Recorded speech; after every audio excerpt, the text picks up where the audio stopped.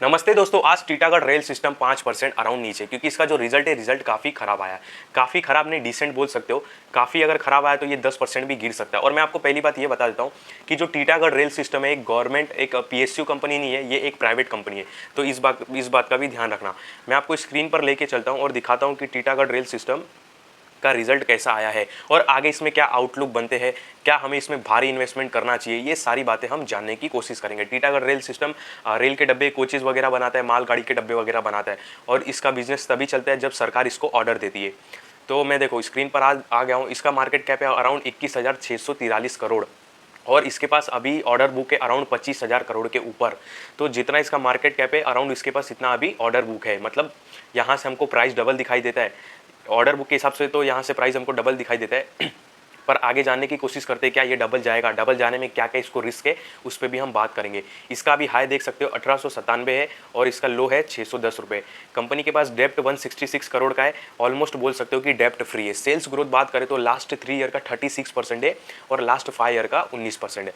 अब हम नीचे आते तो आपको देखने के लिए मिलेगा कि इसमें देखो प्रमोटर होल्डिंग ने अपनी डिक्रीज की, 2% से होल्डिंग कम की है।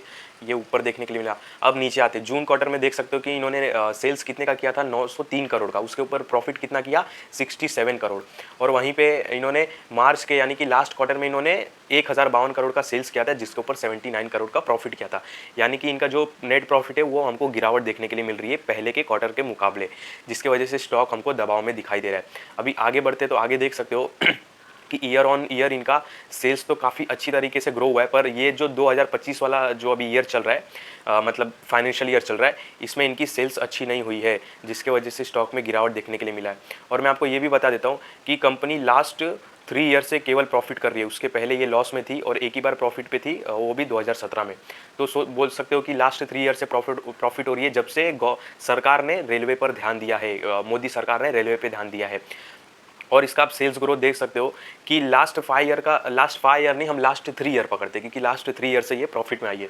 तो जो लास्ट 3 ईयर में इन्होंने सेल्स ग्रोथ कितना था इनका, 36% का, 36% का सेल्स ग्रोथ था। और 3 ईयर में इन्होंने प्रॉफिट कितना किया, 181%। और स्टॉक भी उसी हिसाब से भागा है 177% लास्ट 3 ईयर में, आप स्क्रीन पर भी देख सकते हो। बाकी नीचे मैं आपको दिखा देता हूँ, इनके ऊपर देखो रिजर्व भी अच्छा खासा है 2000 करोड़ के ऊपर, यहाँ पे आपको देखने के लिए मिलेगा। और यहाँ पे इनके ऊपर कर्जा है अराउंड 166 करोड़ का।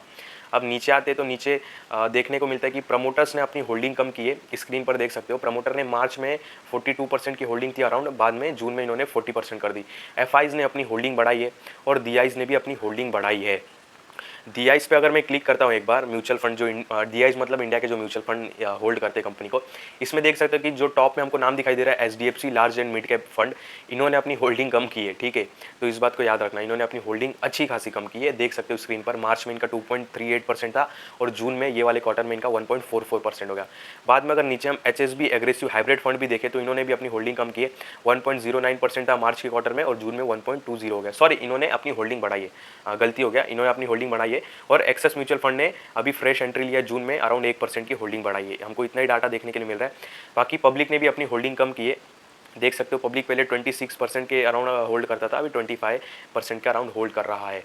अभी हम बात कर लेते हैं कि क्या हमें इस लेवल पर इसमें एंट्री करना चाहिए या नहीं करना चाहिए। देखो मैंने आपको पहले बता दिया, ये कोई पीएसयू कंपनी नहीं है, ये एक प्राइवेट कंपनी है। और इनके जो मैनेजमेंट है, जो एमडी है, उन्होंने एक बीच में इंटरव्यू दिया था और उन्होंने कहा था कि उनसे ये सवाल पूछा गया था कि आपका फ्यूचर क्या लगता है कंपनी को, मतलब जो ये टीटागढ़ रेल सिस्टम है।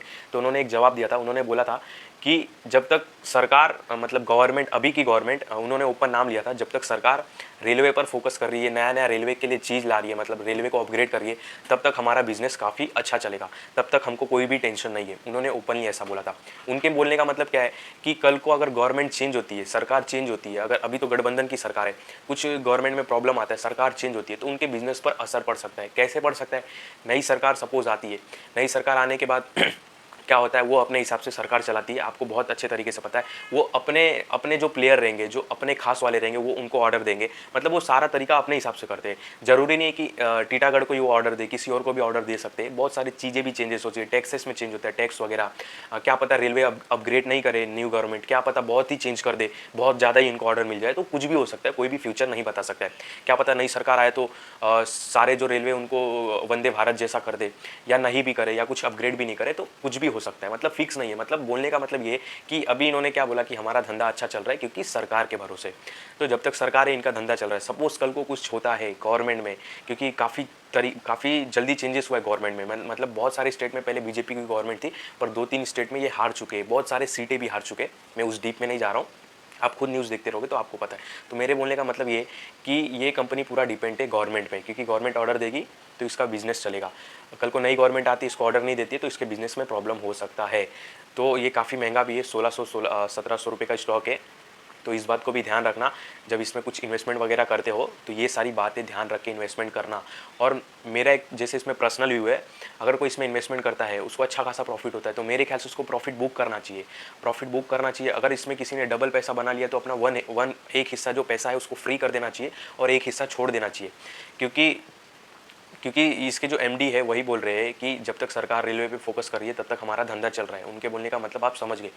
तो मेरे बोलने का मतलब यही है कि इसमें थोड़ा अग्रेसिव रहो, जब इन्वेस्टमेंट करते हो तो भूलो नहीं, ध्यान दो, प्राइस को इसके ट्रैक करो, न्यूज़ को इसके ट्रैक करो, सरकार की मूवमेंट को ट्रैक करो, कितना ऑर्डर मिल रहा है, सारी बातें ट्रैक करो, और कितना ऑर्डर ये कंप्लीट कर पा रहे हैं, ये सारी बातें आपको इसमें ट्रैक करना पड़ेगा, क्योंकि ये स्टॉक वैसा है और ये एक पीएसयू नहीं, एक प्राइवेट कंपनी है। तो इस बात का भी ध्यान रखना आप। बाद में मैं आगे आपको लेके चलता हूँ, इसका प्राइस वगैरह मैं बता देता हूँ कि अभी ये इसका सपोर्ट वगैरह क्या निकल के आता है। तो इसका सपोर्ट देखो, हमको पहला सपोर्ट निकल के आता है 1520 रुपये का, और दूसरा इसका सपोर्ट निकल के आता है 1470 रुपये का। तो ये दो मेन सपोर्ट है। और ऊपर इसने कुछ 1800 रुपये का हाई लगाया था। तो ऊपर अगर देखें तो मैं आपको ऊपर भी बता देता हूँ, ऊपर जब तक ये 1758 1760 नहीं तोड़ता है तब तक हमको एक नया हाई देखने के लिए नहीं मिलेगा। कंपनी के पास अच्छा खासा ऑर्डर बुक है, इस बात को भी ध्यान रखना। सपोर्ट मैंने बता दिया 1520 1530, उसके नीचे 1470। और हाँ, कंपनी के पास अच्छा खासा ऑर्डर बुक है, 25,000 अराउंड 28,000 करोड़ के आसपास का ऑर्डर बुक है। और सरकार का एक फोकस है कि 40,000 ट्रेन के डब्बों को हमें अपग्रेड करना है, वंदे भारत के जो डब्बे हैं वैसे डब्बे बनाना है, एकदम मतलब प्रोफेशनल, समझ सकते हो आप अगर वंदे भारत को देखे रहोगे तो इनको काफ़ी फ़ायदा होगा। और भी रेलवे के स्टॉक है जो ये डब्बे वगैरह बनाते हैं, जुपिटर वैगन हो गया, टेक्समो रेल हो गया, और भी हो गए। पर इस पे लोगों का ज़्यादा फोकस है, क्योंकि इनका जो वर्क फोर्स है, मतलब जो रेलवे डब्बे बनाने की इनकी ताकत है, क्षमता है, वो काफ़ी ज़्यादा है, इसके लिए लोगों का ज़्यादा फोकस इस पे। पर ओवरऑल आपको मैं बता दूं कि इस पे फोकस है, ठीक है, कंपनी पे फोकस है, कंपनी के पास ऑर्डर है, ये सारी बातें ठीक है, कंपनी लास्ट 3 ईयर से अच्छा कर रही है, ये ठीक है। पर इनको ऑर्डर मिल रहा है गवर्नमेंट से, डिपेंड है गवर्नमेंट में, गवर्नमेंट की पॉलिसी पे डिपेंड है। जब तक मतलब सरकार रेलवे पे ध्यान दे रही है तो इनका बिजनेस चल रहा है। सपोज कल को नई गवर्नमेंट आती है, रेलवे पे नहीं ध्यान देती है, तो ये डूब भी सकते हैं, तो शेयर के प्राइस में हमको भारी गिरावट भी देखने के लिए मिल सकता है। तो इस बात का भी ध्यान रखना। पहले मैं आपको बता दिया, अगर इन्वेस्टेड हो, अच्छा खासा प्रॉफिट हो रहा है, तो मेरे ख्याल से प्रॉफिट बुकिंग कर लेना चाहिए, इसमें कोई भी प्रॉब्लम नहीं है। तो आप समझ गए मेरे बोलने का मतलब क्या है। बाकी जो भी मैंने आपको वीडियो में बताया केवल एक स्टडी और एजुकेशनल पर्पस के हिसाब से बताया, तो कोई भी इसको बाय सेल का कॉल नहीं समझना, बस केवल स्टडी पर्पस के हिसाब से बताया। और जो भी आपको बाय सेल का कॉल लेना रहता है, एक सेबी रजिस्टर एडवाइजर से लेना होता है, और मैं कोई सेबी रजिस्टर एडवाइजर नहीं हूँ, तो इस बात का ध्यान रखना।